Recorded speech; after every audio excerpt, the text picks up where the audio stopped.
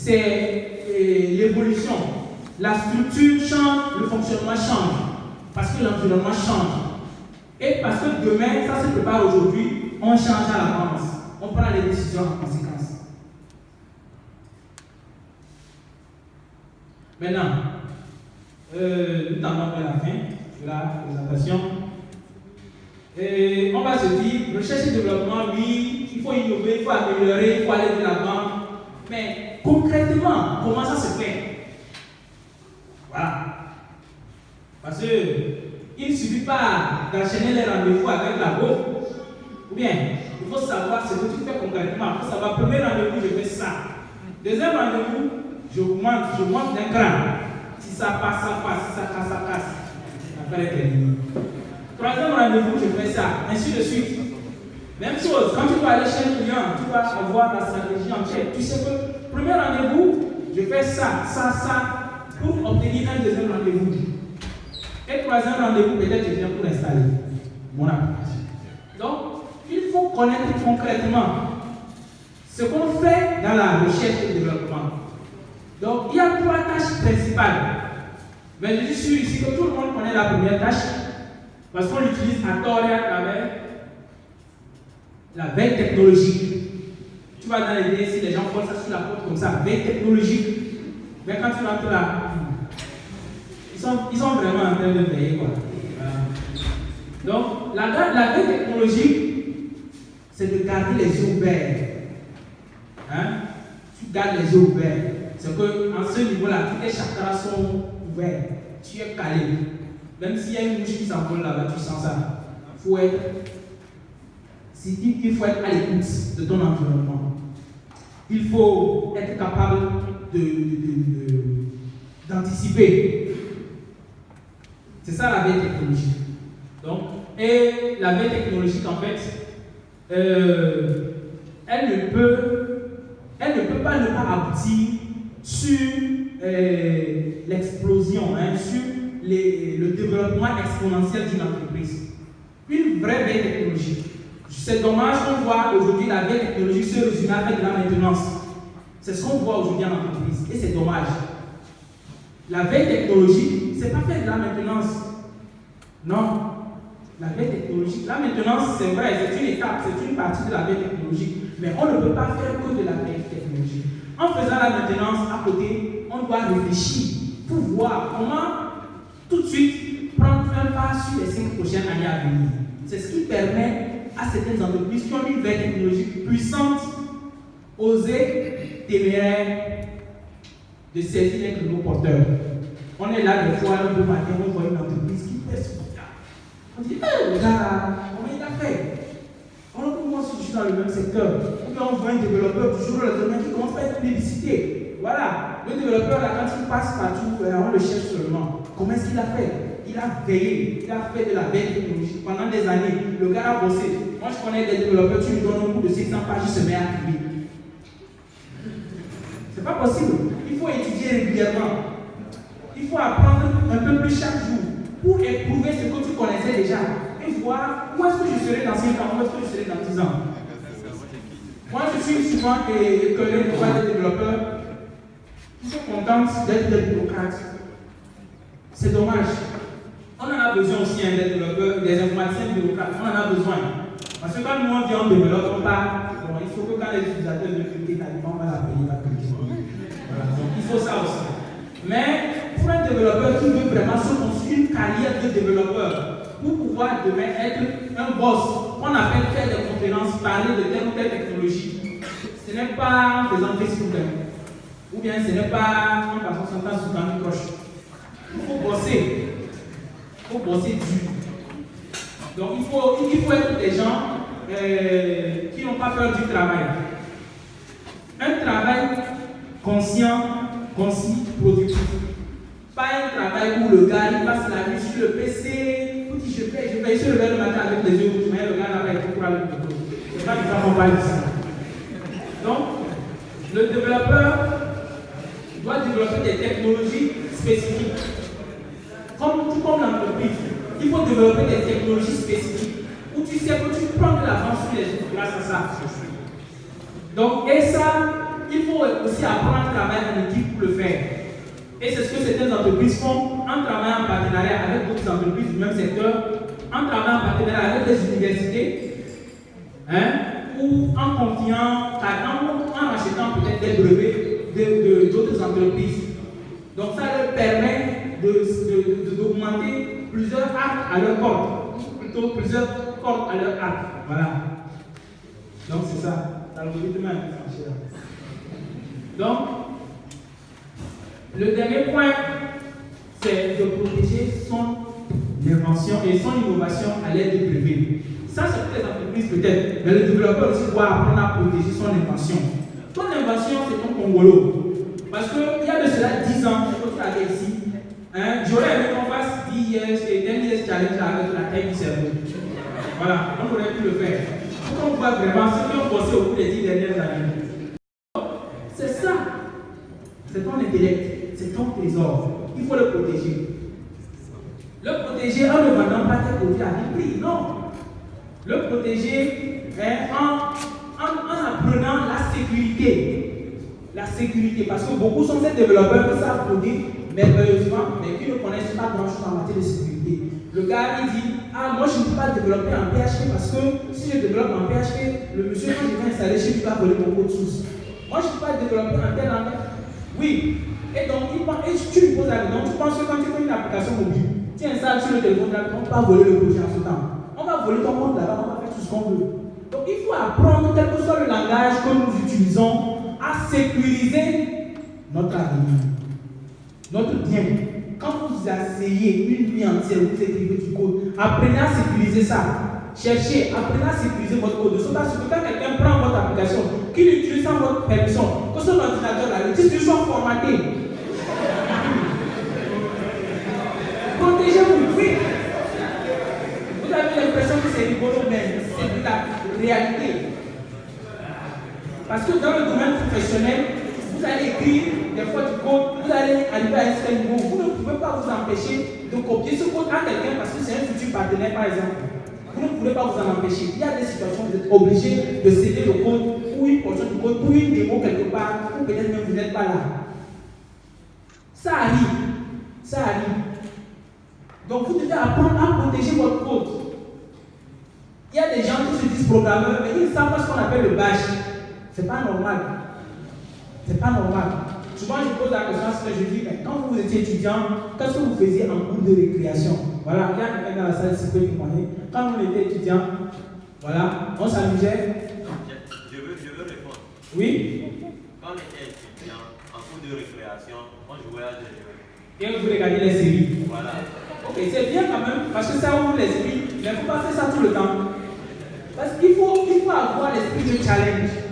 Il faut avoir l'esprit de challenge. De faire des trucs, quand on le fait, quand tu le fais, les gens vont trouver que tu perds du temps. Mais dans 5 ans, c'est ça qui va faire la différence entre vous. Voilà. Donc, il faut apprendre à protéger. Il faut apprendre à protéger votre produit, votre intellectuel. Il faut apprendre à protéger votre avenir. Maintenant, les qualités d'un développeur qui pourra travailler dans 10 ans dans cette jungle-là, on résume ça en un terme qui s'appelle World Class Developer. Vous voyez comment le nom est cool. World Class Developer. Le nom est cool. Voilà. Donc, mais pour avoir ce nom cool-là, il faut veiller.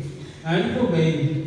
Donc, pour veiller là, on va essayer de voir tout à l'heure quelques qualités dont vous devez faire preuve en tant que développeur pour espérer un jour être un World Class Developer. Ça, j'aime bien le mot là. Voilà. Donc, la logique, les développeurs doivent faire preuve de logique. Une logique accrue. L'analyse, il faut tout analyser. Il faut tout analyser. Il ne faut rien laisser au hasard. La patience. Voilà, la patience. Si vous êtes patient en développement, ça vous aide à la vie aussi. Parce que si la boîte est très. Quand vous êtes habitué à être patient, vous allez. La curiosité et l'envie. Ça, je dis une chose. Le développement, c'est 0% de talent et 100% de curiosité et d'envie. 0% de talent, 0%, je précise. On n'a pas besoin. Moi, j'ai travaillé avec des gens. À un moment donné, vous lui demandez qu'est-ce que tu as fait comme formation? J'étais menuisier et puis j'ai eu une formation, j'ai fait. Il y en a. Il y a un autre cas que j'ai vu la dernière fois. Le gars a arrêté les études, il est allé vendre du poisson. Il a vu une formation en ligne, il a fait. Aujourd'hui, il travaille dans une des entreprises de fruits. Il développe pour fruits. Le point suivant, c'est la pertinence. La pertinence, l'abnégation et la rigueur comme pivot du métier. La rigueur, un développeur, c'est quelqu'un qui est rigoureux. Tu vois, les gens qui écrivent du code, ils ont de la paresse en eux. Écrivez du code avec rigueur. Si tu écris un code qui ne fonctionne pas bien, ton va recotiser, il va déchiqueter le malade sur le lit d'opération, sur la table d'opération. Donc, pensez à ça. Hein? Pensez à ça, beaucoup de rigueur. Et comme moi, je suis développeur, je fais preuve de rigueur. Donc, je vais arrêter au bout du temps qui m'a été imparti. Merci.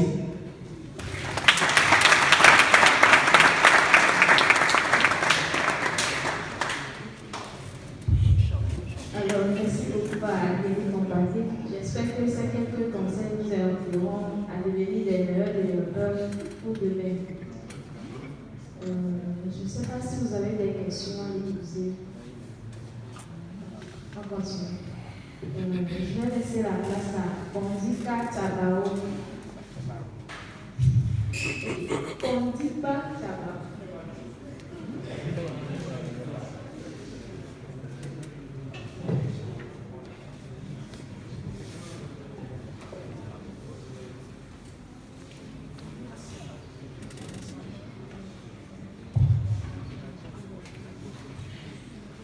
Bonjour. J'avais l'impression que vous étiez plus nombreux que ça.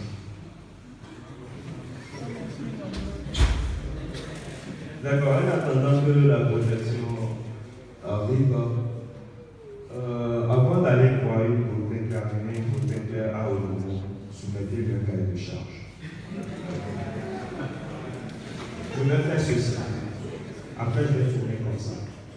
Et si elle est d'accord, tu la mets à haut niveau. Ne va pas perdre ton temps et ton argent.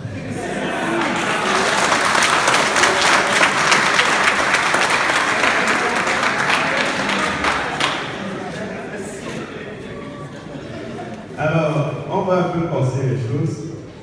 Je sais qu'il y a beaucoup d'amateurs de séries parmi nous, séries télévisées.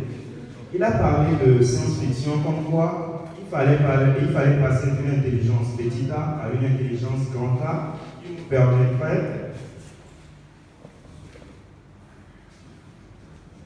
nous permettrait de téléphoner peut-être sur Mars. Mais tout le monde, je crois que la plupart d'entre vous ont suivi la série Person of Interest. Alors, dans cette série, depuis tout petit, les blancs nous montaient dans les films où les gens volaient, les gens se battaient. Mais dans Person of Interest, tout le monde a été un peu bluffé par les capacités de la machine. Cette machine qui était capable de faire des prédictions et qui pouvait faire des analyses sur des quantités énormes de données en un temps record. Alors aujourd'hui, moi je suis convaincu qu'on peut recréer cette machine-là. Grâce à quoi? Grâce à l'intelligence artificielle. Et ce qui est en vogue en ce moment au niveau de l'intelligence artificielle, c'est ce que nous appelons le machine learning. Alors je m'appelle Ondika Chabao, je suis développeur, je ne vais pas préciser dans quel langage, et je tiens la start-up Amsar Digital. Donc quand on parle de machine learning, les gens ont tendance à avoir peur, ils pensent déjà aux maths et tout et tout. Donc on va éviter cette partie-là. Et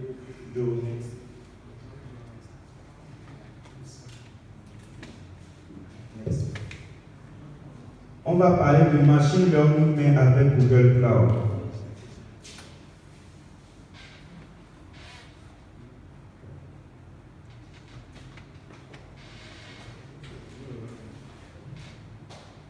Ok. Machine learning avec Google Cloud. Tous les jours, on a des technologies qui sortent au niveau de Google. On est toujours bluffé, de jour en jour, de jour en jour. Mais s'il vous plaît, qui sont ceux qui sont des développeurs dans la salle? Je vais lever la main, s'il vous plaît. Ok. La plupart d'entre vous ont eu entendu parler de ce qu'on appelle le machine learning.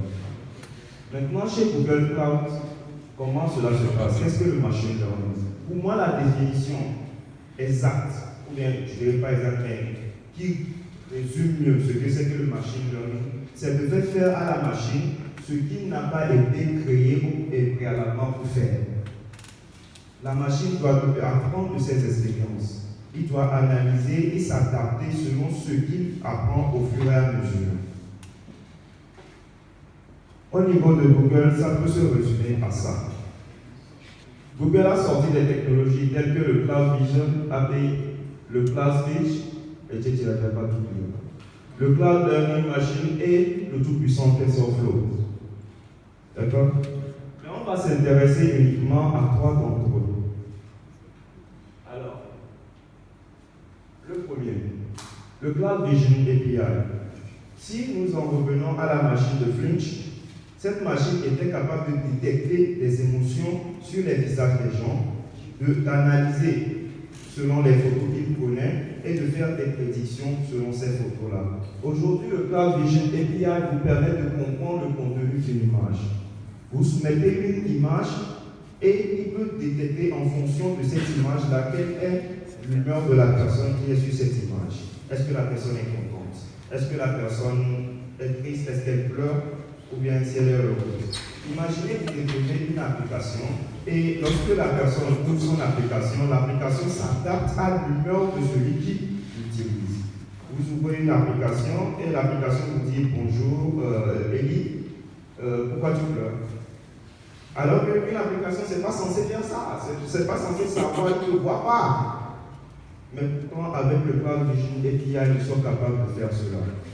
Alors, avec cette API aussi, nous pouvons faire des classements rapidement dans les milliers de catégories. C'est-à-dire, l'API nous permet de classifier les images. C'est-à-dire, c'est que sur cette image, on représente un chat, sur celui-ci, on représente un humain, et il est capable de faire des classifications selon ces termes-là. Il y a aussi la détection des objets. Si je vous donne une image sur laquelle, c'est une image, il y a un humain, un chat, un balai et une orange.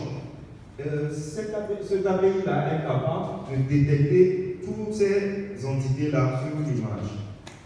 Reconnaître les mots et les caractères d'imprimerie. La plupart d'entre vous ont eu à voir qu'il existait maintenant des applications, tu photographies le texte et il te ressort le texte dessus. Aujourd'hui, en 10 minutes, vous tous, vous pouvez créer ce genre d'application grâce à cet API-là qui est le Cloud Vision API. On passe au Cloud Natural Language. Lui, il m'a toujours bluffé.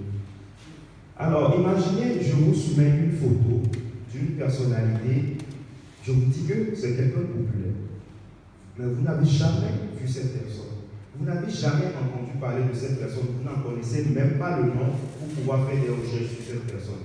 Et que je vous donne une application, lorsque vous photographiez cette image, ou vous soumettez cette image, il va non seulement détecter qui est sur la photo, mais vous ressortez toutes les informations qu'il sait que Google peut fournir à partir de sur cette personne-là. Il vous permet aussi d'apprécier le sentiment général vis-à-vis d'un produit. Alors, sur certaines applications de messagerie, vous allez voir que lorsque vous discutez, l'application s'adapte un peu. C'est comme s'il sait quand vous êtes content, vous êtes en train d'écrire, il vous envoie une émoticône, ce genre de truc. Voilà. L'application s'adapte au fait à votre conversation, premièrement, grâce à cet API-là, et il vous propose déjà des réponses à donner à la personne. Comment est-ce qu'il le sait? C'est parce qu'en fonction de cet API-là, il arrive à suivre la logique qu'il y a derrière votre conversation. Il arrive à faire des prédictions sur ce que vous allez dire. Peut-être moi je voulais dire pas mal, lui-même il a déjà sorti. Alors, on va parler du tout-puissant Cloud Video Intelligence. Aujourd'hui, la plupart d'entre nous seront dans des sociétés, je l'espère, où ils vont gagner de gros salaires, même s'ils combattent ne le veulent pas, mais en restant derrière un écran toute la journée. Alors, qu'est-ce qui se passe dans ce cas? C'est que c'est plus pour ceux qui font de la vidéosurveillance. Vous avez la caméra de dehors, les 3 caméras de dehors qui ont filmé pendant toute une semaine. Mais on dit qu'à un moment, une moto a été volée. D'accord? Vous allez suivre toutes les vidéos. De lundi à dimanche, puisque la caméra tourne non-stop, vous pouvez à quel moment exactement, puisque personne n'était là, vous avez bougé 2-3 jours, c'est à votre retour que vous avez remarqué la perte de la moto. Est-ce que vous êtes sûr de pouvoir visionner toute cette vidéo-là 24 heures, 7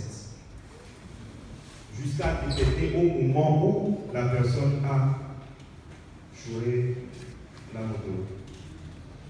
C'est possible. Maintenant, je vous donne un autre exemple. La plupart d'entre vous ont quitté Agouet, etc. pour arriver ici. Imaginez que l'un d'entre vous, sur son parcours, il a filmé tout son déplacement. Il était sur son zèbre ou sur sa moto. Il a filmé tout le paysage avant d'arriver ici. Peut-être 1 heure de vidéo avec les embouteillages. Mais il sait que quelque part, on lui a dit qu'il a croisé un restaurant appelé chez Faïda. D'accord? Il ne sait pas comment. Il ne sait pas comment, ou bien comment, de quelle couleur le restaurant est, mais il sait juste que ça s'appelle chez Faïda. Il doit revisionner toute la vidéo pour voir à quel moment exactement il a trouvé ce restaurant-là. Mais grâce à cet API, il peut entrer le nom chez Faïda et la vidéo, c'est-à-dire l'API, va lui sortir tous les instants où il a croisé une pancarte, où il est écrit chez Faïda, ou bien le mot là a été prononcé dans la vidéo. Ce qui peut considérablement réduire disons, la taille de ce qu'il aura à analyser. Parce que peut-être il n'a croisé qu'un seul, donc il y aura peut-être 2 secondes qui seront affichées. Comme vous pouvez le voir ici, la vidéo, la personne a fait une recherche sur un animal et ça l'a sorti le moment exact où l'animal est apparu dans la vidéo. Est-ce que je me fais comprendre? Alors, le plat vidéo intelligent vous permet de faire de l'analyse sur de grands volumes de données vidéo. Si vous prenez l'exemple de YouTube, qui a des téraoctets de vidéos qui arrivent presque chaque jour, qu'il doit analyser. Et malgré ça, quand vous faites des recherches, parfois le titre de la vidéo n'a rien à voir même avec ce que la personne est en train de présenter, mais quand même il vous le sort et c'est pertinent. Alors c'est grâce à quoi? C'est grâce à cet API de machine learning.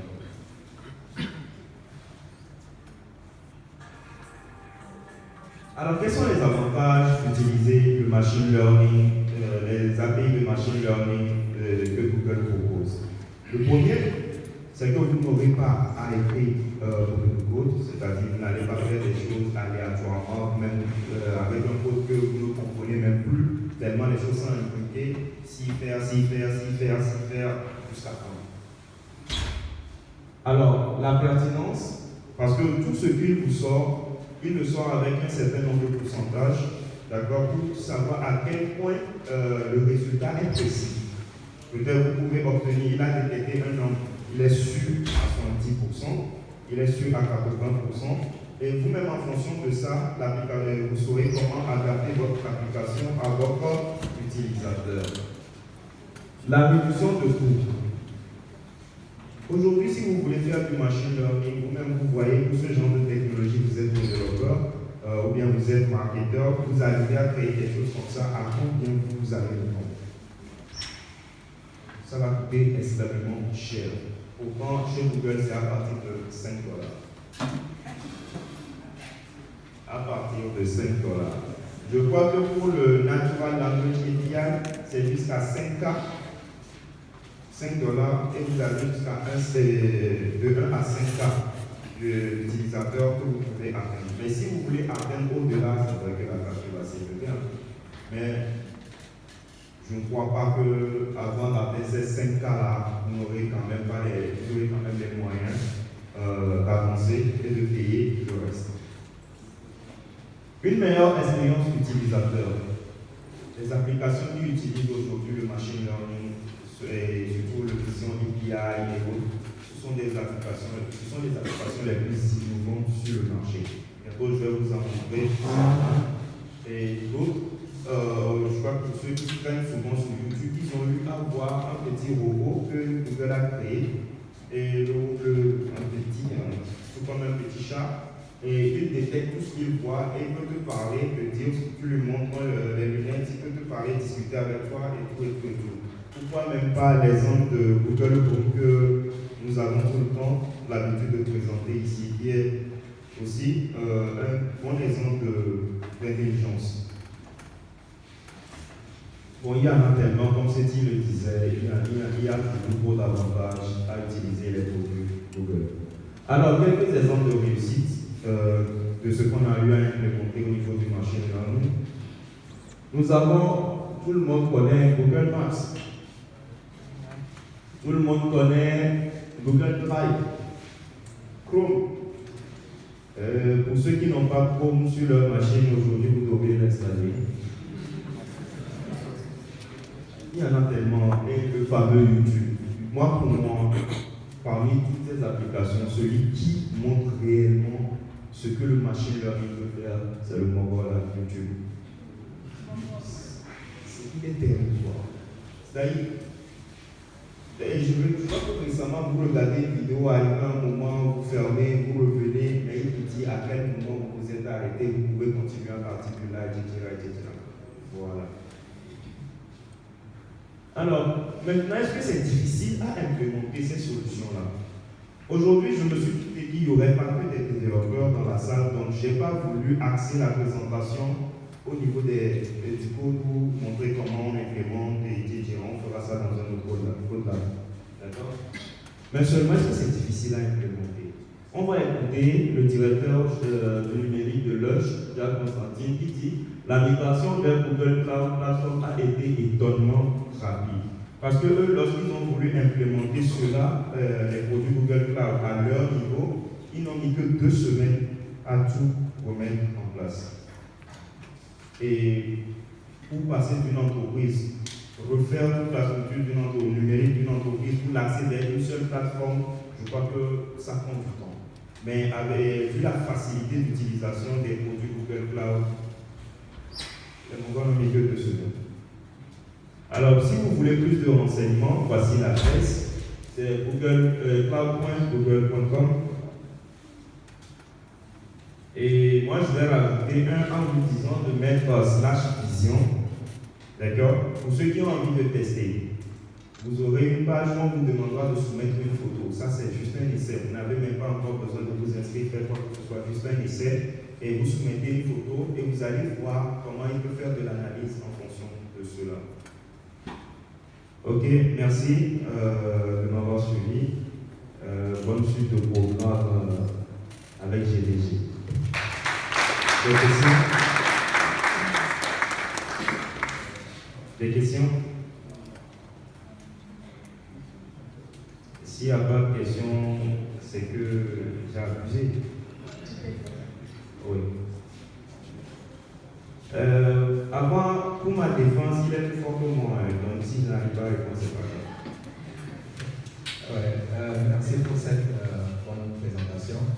Bon, en fait, souvent, il y a beaucoup de confusion qui se fait entre 3 expressions, si vous voulez bien. On parle souvent de machine learning, de deep learning et de l'intelligence artificielle. Est-ce que vous pouvez nous différencier ces points?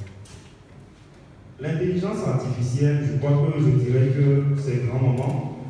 D'accord? Machine learning, c'est maman. Et deep learning, c'est papa. D'accord? L'intelligence artificielle, c'est toute une science. C'est toute une science qui regroupe, qui permet au fait de rendre intelligentes les machines. Et si toi, dis ça terre à terre. J'essaie de trouver la définition la plus terre à terre possible. C'est de rendre la machine intelligente pour automatiser les choses. D'accord? Mais dans cette intelligence artificielle, on parle de machine learning. Il y a le machine learning qui fait partie de l'intelligence artificielle. C'est une branche. Maintenant, comme je l'ai dit, le machine learning, c'est un ensemble d'algorithmes qui existent déjà, qui permettent de faire des détections et de donner des résultats, ce qui peut déjà être implémenté. Le deep learning est beaucoup plus profond, il est beaucoup plus compliqué, parce que là, nous utilisons ce qu'on appelle un système de neurones, et qui sont quand même implémentés comme les neurones humains, et qui ne cessent pas d'apprendre. Je donne un exemple. Aujourd'hui, je te connais, d'accord? Mais en réalité, je ne te connais pas totalement. Tous les jours, je découvre quelque chose sur toi. Peut-être ça m'étonne, peut-être que j'en avais l'idée. Mais c'est comme ça que fonctionne un algorithme de deep learning. Tout le temps, il ne s'arrête jamais d'analyser. Il analyse, il apprend, il s'adapte, il fait des prédictions, ainsi de suite. Je crois que la dernière fois aussi, tu avais vu, dans le groupe, elle avait montré une photo, une image d'un film de Da Vinci, qui montrait un algorithme de deep learning en train, en guillemets, de rêver. Je ne sais pas si tu as vu l'image là ou pas. Voilà. Et pour d'autres, on a vu. Oui, c'est dit, tu veux aborder des choses. Avec pour d'autres, par exemple, dans certaines vidéos, les gens, grâce au deep learning, ils apprenaient à l'ordinateur par lui-même, c'est-à-dire l'ordinateur doit apprendre par lui-même à modéliser un homme en train de marcher. D'accord. Je ne sais pas si j'ai pu répondre à la question. D'autres questions?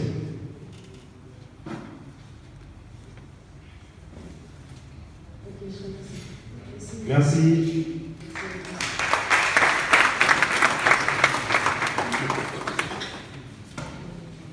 On va laisser la place au chère Sonia, la cliente, pour présenter H1.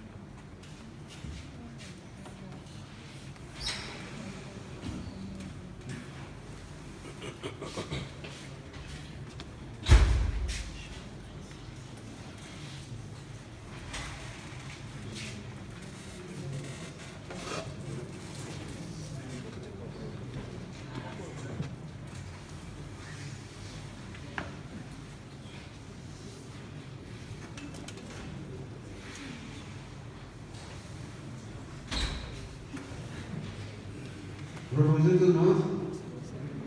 On a un petit souci technique. Donc, du coup, je vais essayer de voir si je peux donner quelques gadgets. Même si c'est seulement. Deux fois, je peux donner en attendant que le speaker me passe. Voilà. C'est ça, moi, déjà. Bon, qui peut me dire très rapidement ce que c'est que le machine learning? Machine learning.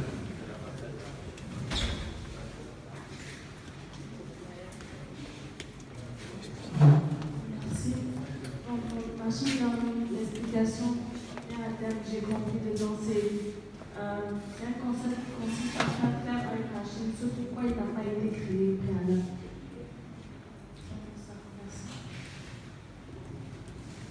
Merci. Je crois que je vais aller remettre un petit cahier. Elle a bien répondu. Le machine learning, c'est cette capacité. En fait, c'est juste une branche de l'intelligence artificielle qui permet, en fait, je vais vous donner un calcul, je dirais, qui permet à une machine de faire à la fin, de résoudre en fait à la fin une solution à laquelle un problème sur lequel n'a pas été créé au préalable. C'est-à-dire, ça utilise en fait les données, d'accord? Les entrées de données qui seront fournies à la machine, qui permettra d'éduquer la machine à répondre à des solutions futures. Donc, ce n'est pas des solutions des problèmes avec des solutions qui sont définies au préalable, mais c'est avec l'utilisation que la machine même apprend à pouvoir résoudre ce genre de problèmes. Merci, on vous passe la parole à Sou.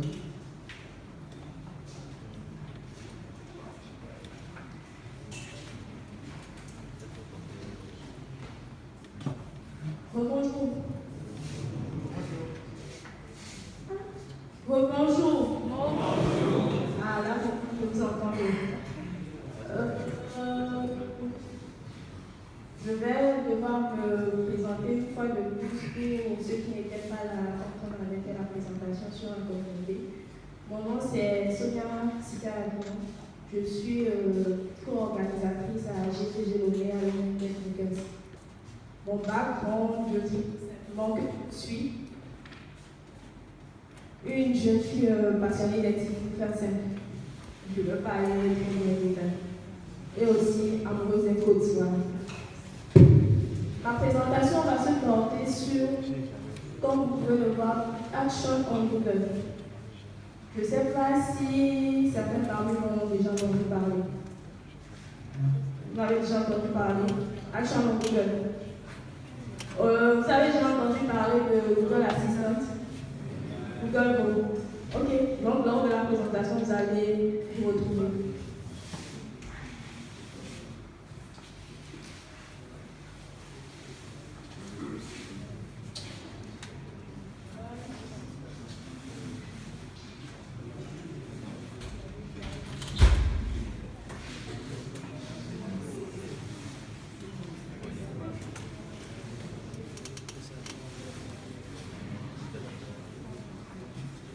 Alors, chaque décennie, en fait, on assiste à des changements technologiques.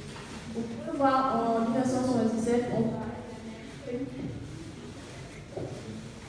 en 87, c'était les desktops, en 97, c'était l'Internet, puis nous sommes passés. Puis, on est passé au mobile. Le passage du mobile, en fait, a entraîné l'arrivée de nouveaux appareils dans le monde. Et ensuite, nous sommes passés en 2017, c'est-à-dire il y a juste 2 ans, et jusqu'à aujourd'hui, on continue d'en parler. On parle de l'intelligence artificielle, les objets connectés, tout ça, c'est tout ce que nous nommons aujourd'hui l'Internet 3.0. En fait, chaque changement a entraîné une modification dans la manière dont nous, les utilisateurs, nous consommons du contenu. Et dans la manière dont nous interagissons avec les différents services via les applications web et mobiles. Et aujourd'hui, l'informatique devient de plus en plus omniprésente. Et nous, les utilisateurs, nous voulons sans cesse que la technologie améliore notre quotidien. C'est dans cette optique-là que Google aujourd'hui pense que l'avenir de ce monde, en fait, réside dans l'intelligence artificielle.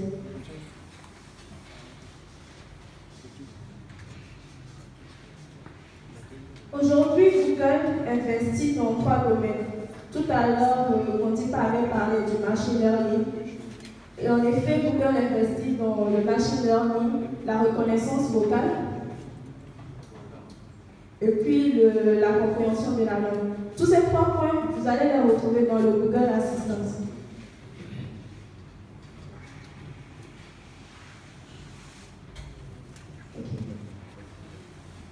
Aujourd'hui, avec le Google Assistant, juste de façon naturelle avec votre voix, vous pouvez demander une action à l'assistant et l'assistant va vous aider.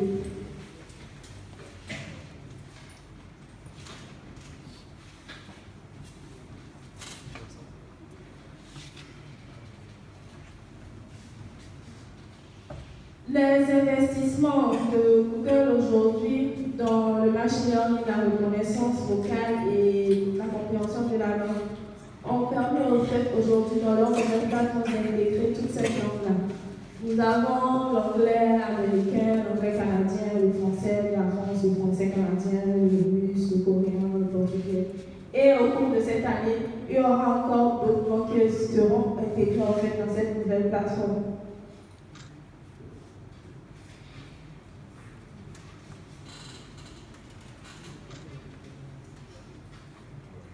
Qu'est-ce que tous ces changements, toute cette recherche et développement de la part de Google engage pour nous développeurs? Avec la nouvelle plateforme de Google, nous avons 3 points.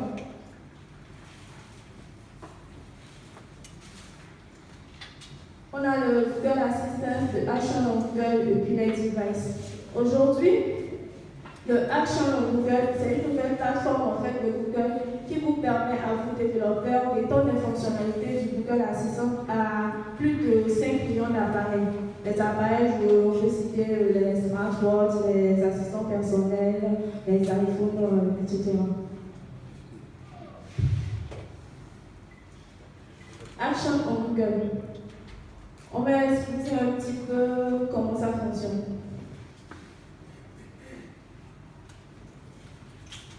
Lorsque vous regardez cette image-là, vous voyez, on a OK Google, let's talk to Google iOS 18. L'utilisateur invoque une action. Et en disant OK Google, let's talk to Google iOS, tout simplement tapant le test là, il invoque une action. Ceci va permettre en fait à l'assistant d'aller chercher l'action appelée. Il invoque en fait le nom de l'action. Le nom de l'action c'est Google iOS 18. Nous avons en fait 2 types d'invocations. Nous avons l'invocation explicite et puis l'invocation implicite. L'invocation explicite, c'est ce que vous venez de voir là. On dit OK Google, let's talk to Google iOS. On invoque en donnant en fait le nom de l'action à aller chercher. L'invocation implicite, ce sont juste des phrases en fait qu'on prononce qui vont déclencher en fait l'action.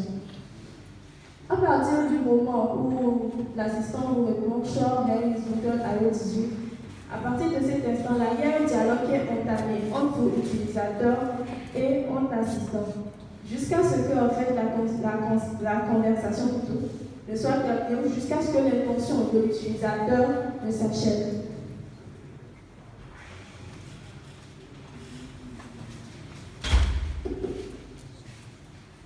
Derrière l'image précédente, voilà un petit peu ce qui se passe. Il faut savoir en fait que toutes les actions que vous allez écrire se déroulent en fait dans le cloud. Même si l'utilisateur utilise son appareil pour pouvoir faire appel à l'action, tout se passe en fait dans le cloud. Comme vous pouvez le voir sur l'image, l'appareil de l'utilisateur va invoquer une action via l'assistant. Ensuite, l'assistant va en fait diriger cette action-là vers le service d'exécution de l'action à travers des méthodes HTTP POST. Et ensuite, il y aura une réponse. Le service en fait d'exécution va calculer la réponse et va renvoyer la réponse là à l'assistant qui ensuite va envoyer cette information à l'utilisateur sur son appareil. Voilà un petit peu ce qui se passe en fait derrière le mécanisme de action en Google.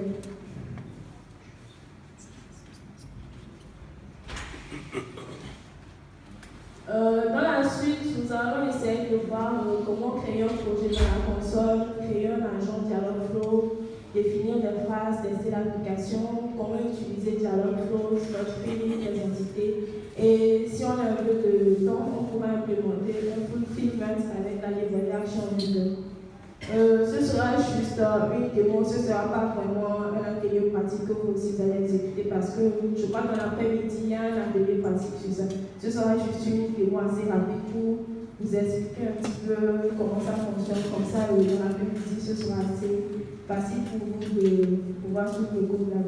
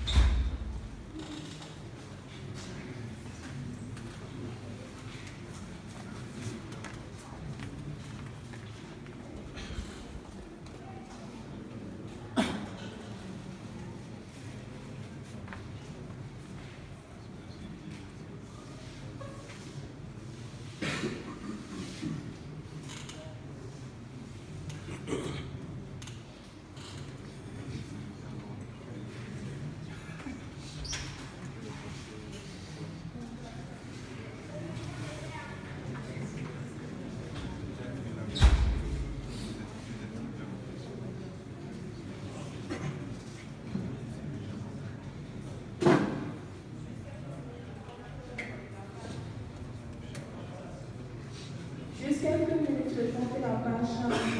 Il y a un petit souci de connexion.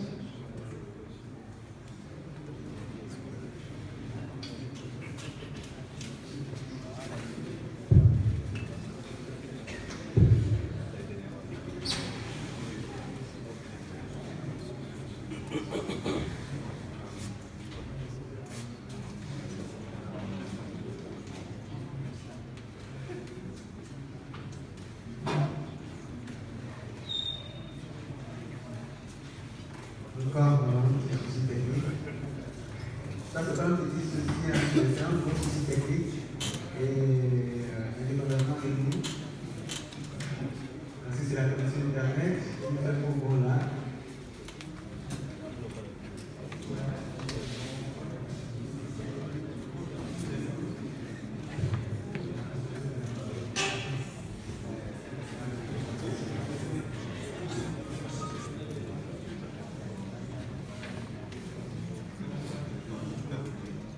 Voilà un petit peu comment se présente la console de l'application de Google. Lorsque vous voulez créer des actions sur Google, vous allez dans Add Import Project. Lorsque vous cliquez dessus, vous pouvez importer un projet déjà existant. Si vous avez déjà développé un projet qui se trouve dans la console de Google, vous pouvez importer le projet ou bien créer un nouveau projet.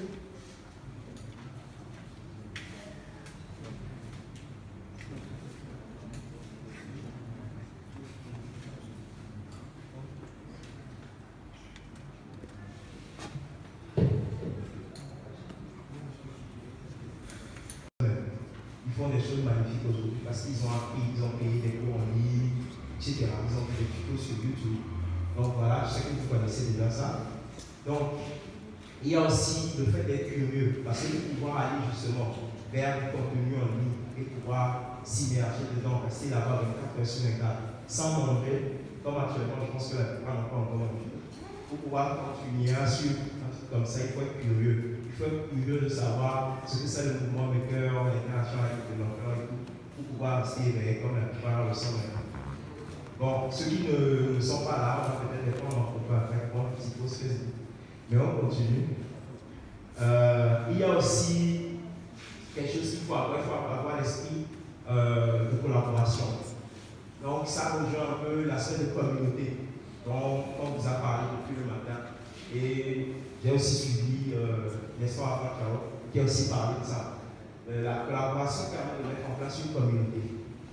Parce que vous êtes des développeurs, si vous apportez un projet et que je veux que ce soit livré en 2 mois, alors que c'est un truc qui nécessite plusieurs technologies et beaucoup de choses à implémenter, vous ne pouvez pas le faire vous seul. À vous seul, vous ne pouvez pas. Donc il faut avoir une communauté dans laquelle il y a des gens qui sont différents de vous, qui maîtrisent d'autres choses et qui ont des centres d'intérêt différents là-bas, ou bien qui peuvent apporter d'autres idées, une nouvelle façon de voir, parce que je peux te demander un travail, votre façon de voir la chose ne permet pas d'arriver à l'objectif ou à ce que je veux.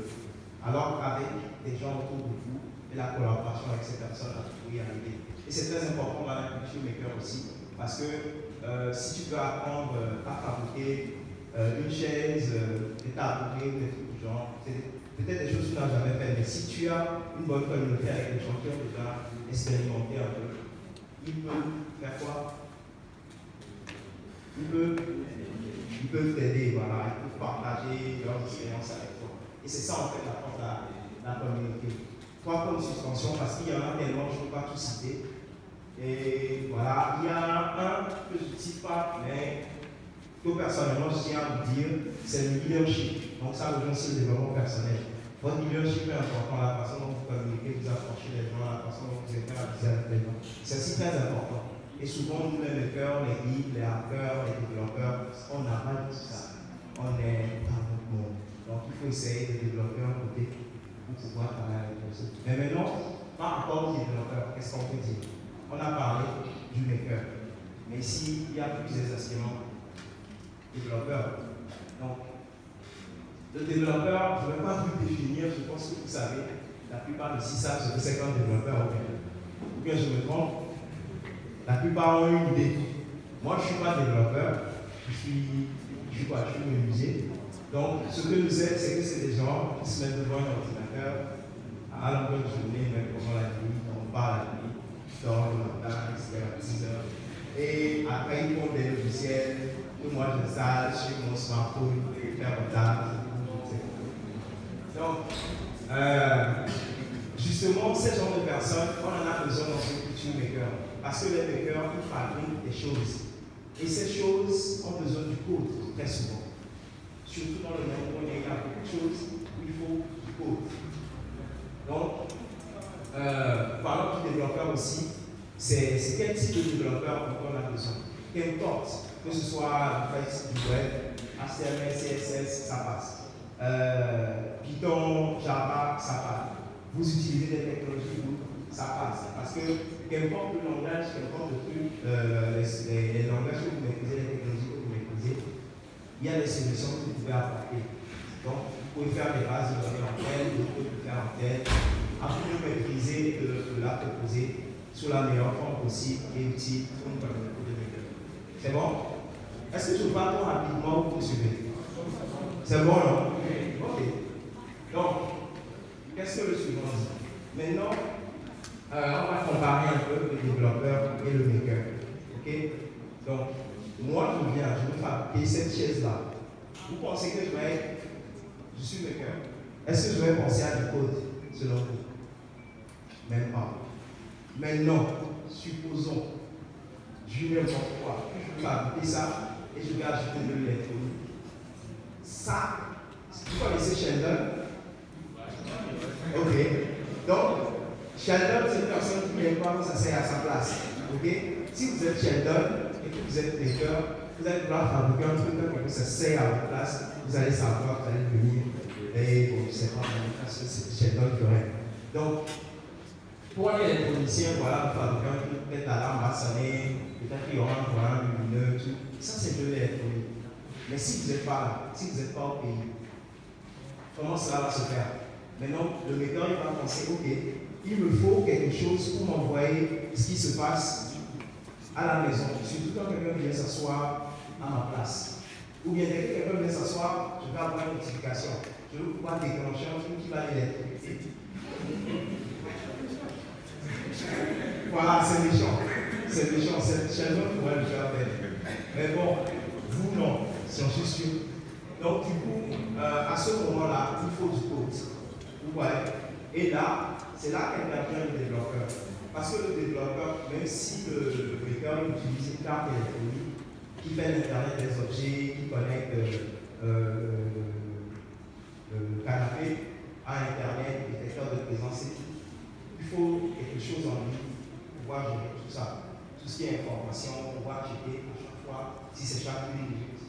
Tout ce qu'il faut mettre en place pour pouvoir checker si quelqu'un s'est assis ou pas, ou s'il faut des déclencheurs, tout ce qui va se passer, le développeur va intervenir là. Alors si c'est un maker, ça va forcément le faire. Okay. Maintenant, le développeur aussi pareil, quand tu prends un projet, il pense plus software, il pense moins hardware. Donc, bon là on est coincé. Voilà, merci. Suivant. Donc, les développeurs dans nos communautés, makers des communautés de making que moi je connais ici localement. Donc, il y a, par exemple, ça, ce petit robot. Ça, vous pouvez retrouver cette vidéo sur bbc.com. C'est un robot qui est monté là. Vous voyez des parties imprimées, vous voyez des tables, vous voyez de l'électronique. Tout ça, c'est bon pour le maker. Mais le maker ne peut pas le faire bouger sans le développeur, sans du code. Et ça, c'est un robot. Vous voyez un peu. Donc, c'est ça ce que le développeur peut apporter à ce projet de robotique. Maintenant, si on veut prendre des données et l'envoyer en ligne, le développeur il intervient. Peut-être qu'on développe des robots nous-mêmes et qu'on veut écrire des librairies ou des codes, des scripts personnalisés pour pouvoir gérer ça. Si nous on le fait en tant que maker avec nos notions de C++, ce sera vraiment pas optimisé, ce sera de la merde d'un point de vue développement. Peut-être qu'on a un microcontrôleur qui peut prendre que 1 kilobit, où on va écrire plein de trucs. ça va être des trucs non pas possibles qu'il ne va pas pouvoir tenir sur la mémoire. Alors que si un développeur là, lui, il optimise le code, il fait tout pour que ce soit le plus léger possible, le plus fluide, le plus simple possible, sans consommer la ressource. Vous voyez un peu la différence? C'est bon? Ok. Ou bien c'est trop magique? Ok. Donc, à part ça, il y a l'imprimante 3D. Vous avez beaucoup entendu parler de l'imprimante 3D dans le Google Maker, on entend parler un peu partout. Ça, c'est une imprimante 3D ici au Togo. Et sur ce projet, par exemple, on a usiné, on a fait il y a une personne ici qui a fait une partie du travail. Et on a même travaillé du métal parce que c'est en métal. Mais il y a de l'électronique et il y a du code qui tourne pour faire bouger l'imprimante 3D. Et le code existe déjà, disons, le firmware existe déjà. Vous connaissez ce que c'est qu'un firmware, non? Bon, c'est comme un système d'exploitation, si on peut dire. Ouais, ou tout ce qui est système embarqué et tout. Donc voilà, même vous comprendre maintenant, tout ce qui est microcontrôleur, on comprend. Donc du coup, il faut un firmware pour pouvoir bouger l'imprimante 3D. Et l'imprimante 3D tourne sur des cartes embarquées des Arduino.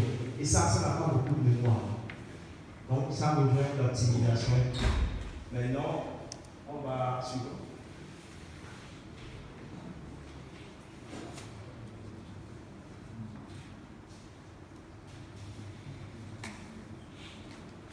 Donc voilà un peu les différents trucs. Je ne sais pas, c'est la présentation quand même.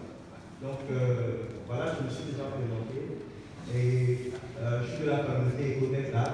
Merci de m'avoir permis d'obtenir toutes ces informations dans votre cerveau. Parce qu'en venant, j'ai pris les accès SSH de tout le monde.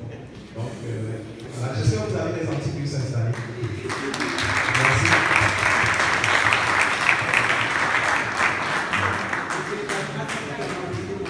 S'il vous plaît. L'applaudit là, ça c'est tout en Chez toi, ça va arriver. Il y a que tu sauras. Je ne sais pas si on va prendre des questions, mais je pense qu'elle a une nouvelle pour nous. C'est bon. De toute façon, si vous avez des questions, cherchez UZV en ligne ou tapez UZV, @gmail, envoyez un mail. UZV, voilà. Si vous oubliez, tapez UZV Facebook, FB. Et puis voilà, vous me trouvez. Merci. On continue. Je sais que vous êtes fatigué, mais dans ce cas, c'est la présentation. On continue. Je vous reçois pas, on continue. Donc, il reste une dernière présentation et puis on va les enlever. Donc, je vais inviter Folie Amoussou qui va nous parler de la technologie de pour tuer le mot de passe.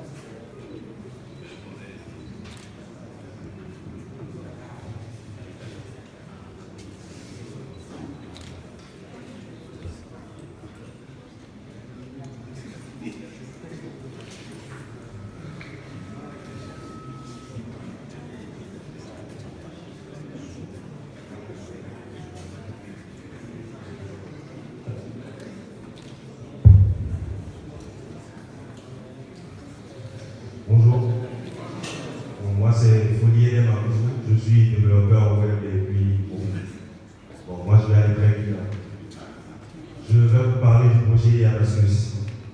Est-ce que vous avez déjà entendu parler du projet Erasmus de Google?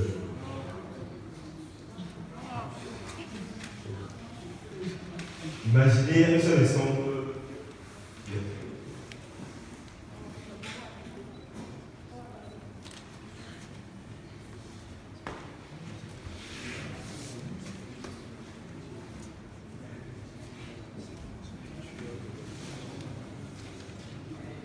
Imaginez un exemple votre façon de taper votre clavier, votre position géographique, là où vous trouvez quelques points sur vos visages servent de mot de passe pour débloquer votre téléphone.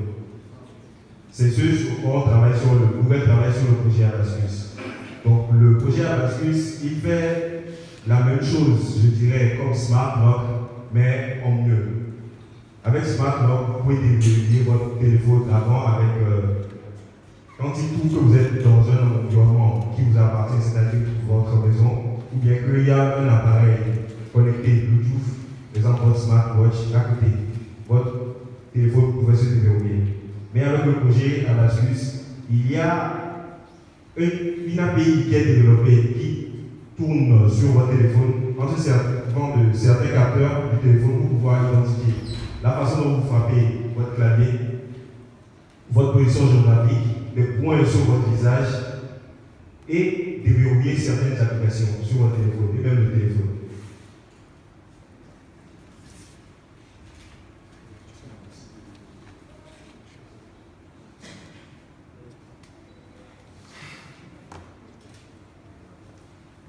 Donc, il se sert de l'ISET, il y a la façon de taper le clavier, la position géographique, la vitesse et le ton de la voix, la forme du visage, etc. pour développer certaines applications de votre téléphone. Donc, pour ça, toutes les applications n'auront pas les mêmes indices de score. Par exemple, pour une application de jeu, le score pour développer une application de jeu ne sera pas le même pour développer une application de banque, par exemple. Sinon, ça serait très facile.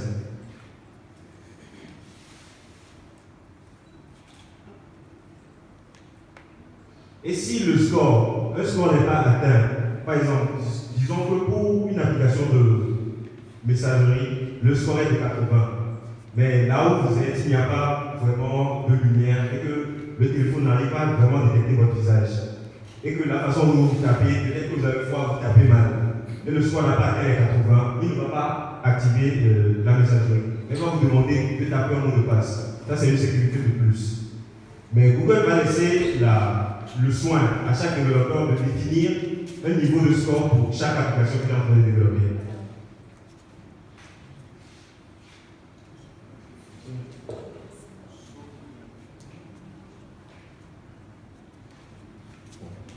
Moi, je suis arrivé à la fin de ma présentation, si vous avez des questions.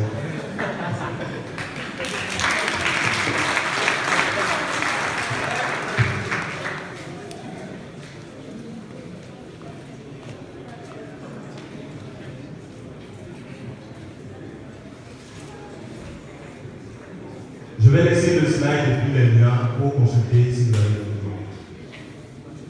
Merci, monsieur Arnaud. Moi, c'est Giovanni Lanson, de l'application. Ah, vous êtes deux Giovanni Lanson là, vous êtes à côté de l'autre là. Il y a un Giovanni sur votre gauche. Lanson en plus. Et j'ai deux questions. Vous avez parlé de votre projet. Est-ce que c'est en cours de réalisation ou bien actuellement pour avoir accès à ça et pouvoir travailler? Bon, et est-ce qu'il y a la possibilité, par exemple, de pouvoir paramétrer et toutes les applications sur mon Android, savoir l'affichage, par exemple, des icônes? Est-ce qu'il y a la possibilité là? Parce que je peux, par exemple, dans mon projet, dire que oui, je ne veux pas que telle icône s'apparaisse sur mon application, sur mon smartphone, par exemple. Est-ce qu'il y a cette possibilité-là? En développant une application, bien en configurant ton téléphone mieux. Bon, puisque c'est une appli, bon, puisque je travaille actuellement sur un truc comme ça, s'il y a la possibilité de pouvoir, par exemple, manager, c'est-à-dire développer, par exemple, une interface administrateur pour pouvoir manager, par exemple, les terminaux mobiles, tel que je le veux. C'est à ça que je voulais en venir. Donc, pour répondre à votre première question, le projet Abascus a été. Ils ont parlé de ça pour la première fois au Gouvernement 2016. Donc, depuis ce temps, ils sont en train de faire des tests dans les universités pour pouvoir voir si le Trust API fonctionne correctement avant de le lancer aux utilisateurs. La dernière fois qu'ils ont parlé de ça, ils ont dit que peut-être ça serait sur la version N d'Android. pour votre seconde question, je crois. Bon, je vais expliquer de la manière dont j'ai compris ce que vous avez compris. Je pense que vous voulez savoir si il est possible de manier l'API de façon à ce qu'il fasse ce que vous voulez. Voilà. Oui. Donc ça dépend de l'indice de score que vous lui donnez. Si vous lui dites que pour un score de confiance de 20, il n'a qu'à activer l'icône dans le menu, il va le faire. Bon, peu importe l'application, mais c'est l'application. L'application que toi-même tu développes pour lui. Mais pour le smartphone, cette place est laissée au concepteur, c'est-à-dire Samsung, Nexus et autres. Bon.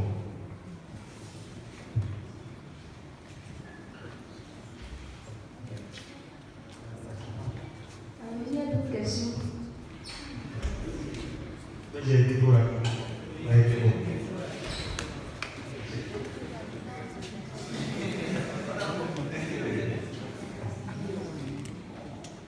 D'autres questions?